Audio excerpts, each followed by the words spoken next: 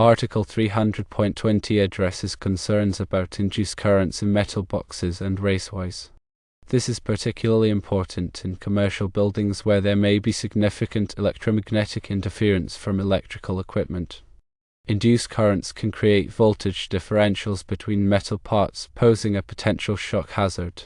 To comply with Article 300.20, the conduit system should be designed to minimize induced currents. This can be achieved by firstly including the neutral with the travelers. This provides a low impedance path for induced currents to flow, preventing voltage differentials. Secondly, routing conduits properly. Conduits should be kept away from sources of electromagnetic interference such as transformers, motors, and wiring for high current equipment. Thirdly, bonding the conduit system. All metal conduit sections should be bonded together to provide a continuous electrical path. When routing for 3- and 4-way switches, locate switch boxes in close proximity to each other to minimize conduit runs. Use the shortest possible conduit lengths.